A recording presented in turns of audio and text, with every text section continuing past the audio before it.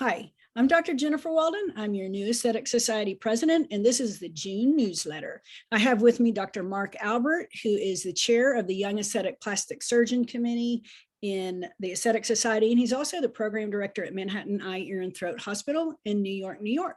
So Dr. Albert, tell us what you have going on with medical students, residents earlier in the pipeline so we can enhance our recruitment efforts.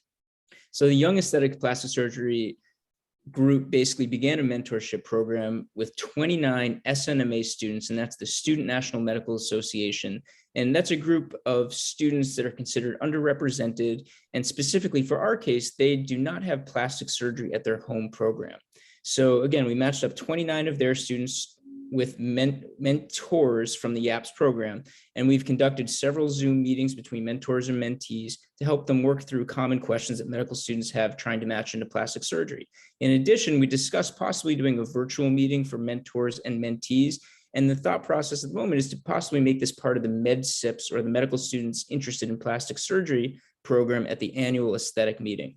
So a lot of exciting things going on with the apps. Yeah, that sounds awesome. And now we also, through ASERF, have an externship, kind of a pilot program going on. It's an externship task force that's headed up by Camille Cash in Houston, Texas, who's also my parliamentarian on the board. And so, Mark, tell us a little bit about what's going on there. So the number one goal of this externship task force is to meet the need of these medical students who don't have plastic surgery at their home programs. And what we're going to do is to sponsor students to spend time in the practices of Aesthetic Society members. In addition, we held a roundtable last month with SNMA students and identified specifically what it is that these students are looking for. And what they said is, number one, they're looking for mentorship. They're also looking for how to do research from A to Z, how to network, how to obtain letters of recommendation, speaking coaching, help with funding to be able to go on their away rotations. And finally, the task force has also been working on ways to fund students to possibly and probably attend the annual meeting in the future.